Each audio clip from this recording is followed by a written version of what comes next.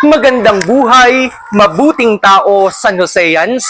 Ngayong araw ay pag-aaralan natin ang mga bagay na dapat gawin bago, habang, at pagkatapos ng baha.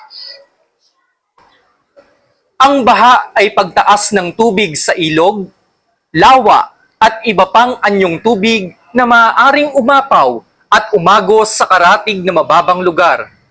Ito ay hindi lamang dulot ng malakas na pag-ulan. May mga pagbahang sanhi ng tsunami, pagkasira ng dam, high tide, at ang pagtagas ng tubig mula sa bunganga ng bulkan. Narito ang mga paraan para maiwasan ang pagbaha. Tumulong sa paglilinis ng kapaligiran. Huwag magtapon ng basura sa kanal, imburnal, estero, at ibang daluyan ng tubig. Magtanim ng puno sa kabundukan at tabing dagat. Gawing sistematiko at kontrolin ang pagputol ng puno. Suportahan ang pagtatatag sa komunidad ng sistema sa pagbibigay babala sa baha. Gumawa ng plano ng paglikas mula sa lugar na mapanganib sa baha. Magsagawa ng pamimigay ng impormasyon at pagsasanay sa pagtatasa sa panganib ng baha, flood early warning system at evacuation drill. Makilahok sa mga programa ng Barangay Disaster Risk Reduction and Management Committee. Narito ang mga dapat gawin bago ang pagbaha. Alamin ang balita ukol sa panahon at mga anunsyong pangkaligtasan. Makilahok sa mga pagsasanay at paghahanda ng komunidad sa baha. Siguraduhing ligtas ang iyong tahanan. Iakyat ang mga mahahalagang gamit sa mas mataas na lugar. Bago lumikas, isarado ang mga main switches ng kuryente, tubig, at tangke ng LPG. Ilikas ang mga hayop sa ligtas na lugar. Kapag inabisuhan ng kinauukulan, mabilis na lumikas sa mataas at ligtas na lugar.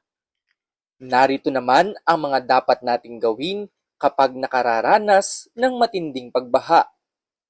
Manatili sa loob ng bahay at patuloy na makinig sa ulat ng panahon. Huwag hawakan ang mga kagamitang dekuryente kung ikaw ay basa o nakatayo sa tubig baha. Huwag lumangoy o mamangka sa umaapaw na ilog. Huwag tumawid ng ilog o sapa kung lagpas tuhod na ang tubig. At panghuli, huwag maglakad o magmaneho sa lugar na baha. Pagkatapos ng matinding pagbaha, narito ang mga dapat nating gawin. Lisanin lamang ang evacuation area kapag ligtas na ayon sa kinauukulan. Ipagbigay alam sa mga kinauukulan ang mga natumbang puno at poste ng kuryente o mga linya ng tubig o telepono.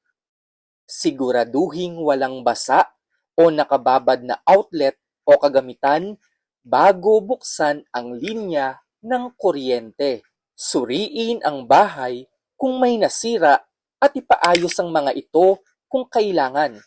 Siguraduhing malinis ang pagkain at inuming tubig. Itapon ang mga naipong tubig sa mga lata, paso at gulong upang hindi pamahayan ng lamok.